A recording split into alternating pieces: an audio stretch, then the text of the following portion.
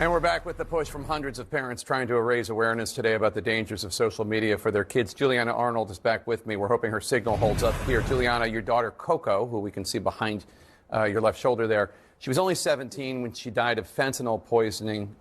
She got that after an Instagram drug dealer sold her counterfeit Percocets.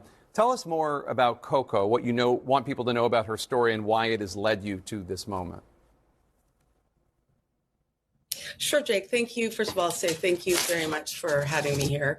My daughter, Coco, was a bright, adventurous, curious, sometimes a smart ass, I have to say, who always told the truth. She was very blunt. She was also very sensitive. And so she really, really resonated with people who were in pain and she really wanted to do good with her life. And she won't have that opportunity now. And Coco struggled because she was a sensitive type to social media, and she became, it kind of got control of her. And we really worked hard to, help her and to, do all the things that parents should do to keep their kids safe online. And it didn't work. And she just got more and more addicted to her phone. And it was a tough time for us. And this is how it ended. And for years, you and other parents have been raising the alarms about the risks of social media for kids. In 2024, Meta CEO Mark Zuckerberg, Meta owns Instagram and Facebook, directly apologized to families whose children were harmed by his platforms. And now the social media addiction trial is unfolding. What do you and other parents who have lost your children because of the harms and threats of social media, what are you hoping to get out of this trial? Well, I think first and foremost, we're looking for the truth. I mean, we've sat in a number of congressional hearings and listened to the testimonies of these tech CEOs and have them say that their platforms are safe. They're doing everything in their power to make these platforms safe.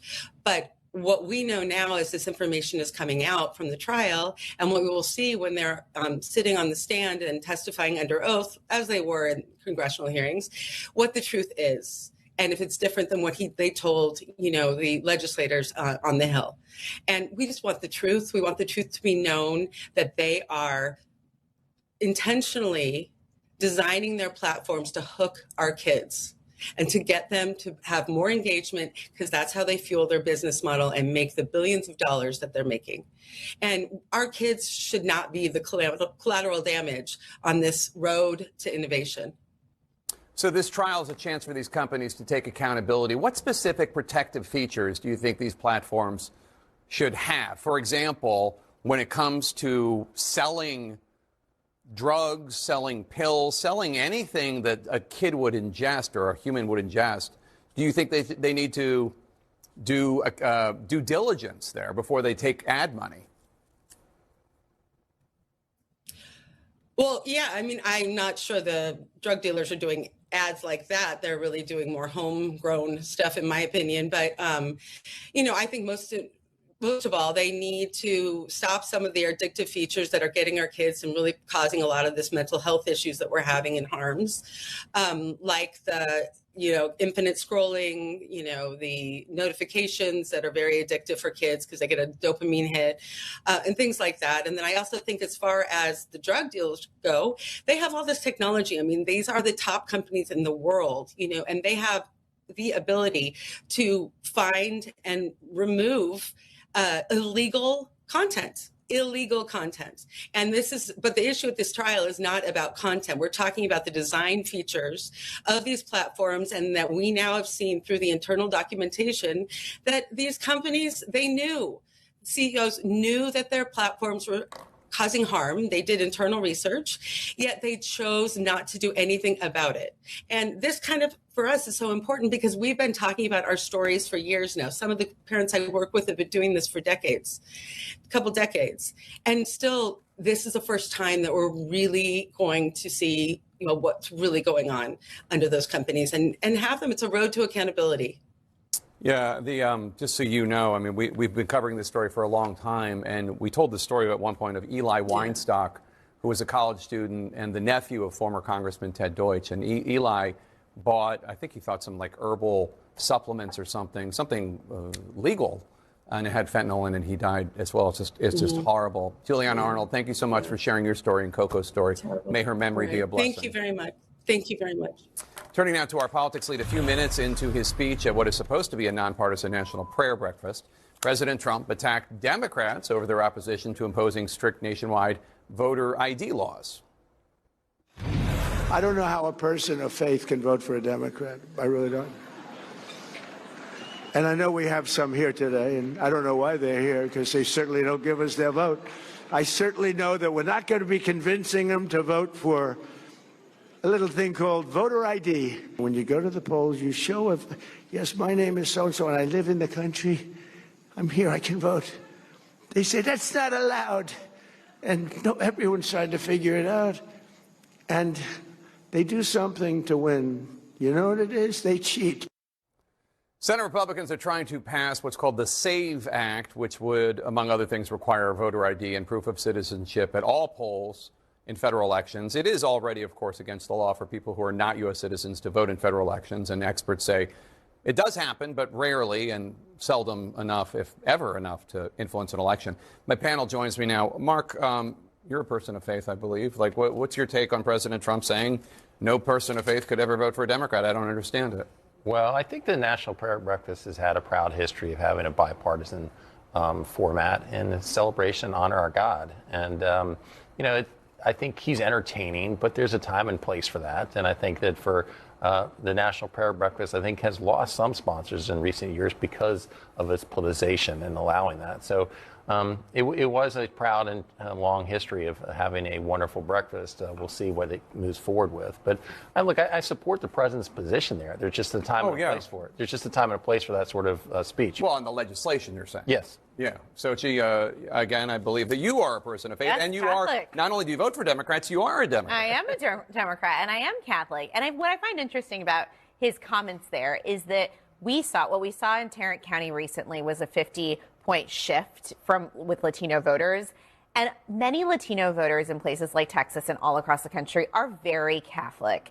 And you're seeing them switch from Republican to Democrat. And so that is what I find interesting, is instead of having a sort of positive message of faith and how we believe that we must be inclusive and, the ICE tactics went too far and things like that, he is sort of turning off those voters that he actually once won, right? And he did target them with a message of faith through mail and TV, et cetera. So it's interesting that he's doing this route. I feel like he's alienating some of these voters, and I don't think it'll help in 2026. So former Vice President Kamala Harris dusted off her 2024 campaign accounts today. She posted this video under the handle headquarters_67. Take a listen. So Kamala HQ is turning into headquarters, and it's where you can go online to get basically the latest of what's going on, and also to meet and revisit with some of our great, courageous leaders, be they elected leaders, community leaders, civic leaders, faith leaders, young leaders. I'm really excited about it. The updated presence on TikTok and X is an effort to reach and turn out young voters ahead of the midterms. First of all, I think we can fairly say if the 6-7 reference is a reference to Gen Z doing 6-7, I think we can officially declare that meme dead. If a presidential, no offense to Kamala Harris, but if a presidential candidate is using it, I think. But what do you think? Look, I think there's nothing better for Republicans than for Kamala Harris to remain the face and leader of the Democrat Party. And to the extent that she's out doing that, it's going to continue to be good for our side. I think that, for a lot of voters, there was obviously dissatisfaction with the 4 years of Biden-Harris. I think that her campaign was pretty lackluster. And so I think there's probably a bigger headache for Democrats right now to see her continuing to put herself out front. So, Sochi, Republican Senator Bernie Moreno's chief of staff reacted by posting, quote, "Wow, a 6-7 joke in the handle, too. The kids will love it. No chance she crashes and burns against relaunching like this." What do you think? I think she's trying to build her list for 2028, and she wants to, it's under the guise of trying to help candidates and community leaders in 2026.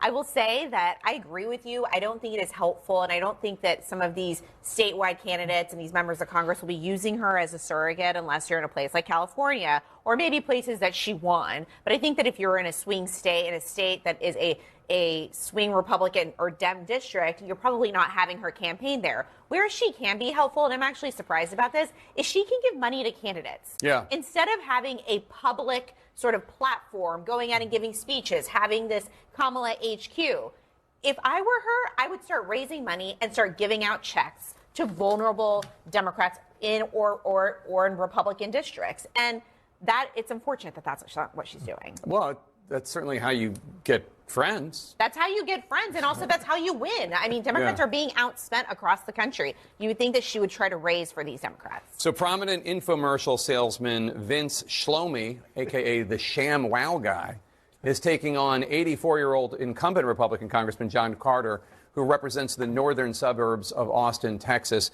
He's out there with an ad and describes John Carter as a guy who, if he says, vote for me, a guy who's not half dead. Stop having a politician that's worse than Biden. You've seen the ad. What do you think? Look, Judge Carter has represented that area for quite a long time. This guy lives in California, has a part-time residence in Miami. He doesn't even reside in Texas. He's not really spending money on this. He's just a showman who's looking to try and get attention. So I'd be really shocked if the ShamWow guy ends up getting more votes in the primary district than Judge Carter does. So Super Bowl Sunday's right around the corner. You guys rooting for anybody in particular? No? Bad Bunny. No, my team's out. Yeah, me too. But in any case, here's a campaign ad from the conservative group One Nation backing Republican Senator Susan Collins of Maine. Obviously, that is an important race for the midterms for Republicans. Take a listen. When lives are on the line, they don't hesitate to run towards danger. Unfortunately, the same gear that protects them from deadly flames can be hazardous to their health. Senator Susan Collins to the rescue. Susan helped introduce legislation that protects firefighters and first responders. So if you missed that on Sunday, it's also going to air during the Winter Olympics. Some people tune into the Super Bowl just to watch commercials. Do you think that one's going to stand out? I think it already has. I mean, the fact is we're talking about it here. I was hearing a lot of other shows today talking about the ad. I think very few people actually watch political ads anymore, Jake. I think a lot of consultants make money on those. Yeah. But in this case, if you're actually stirring other stories and getting more attention throughout other news cycles, then it's a productive ad. All right, thanks to both of you. Appreciate it. A new report shows layoffs are way up in America and hirings are at a notable low. Is there reason to worry, or is this just a blip? We're going to get some context from our business team. That's next.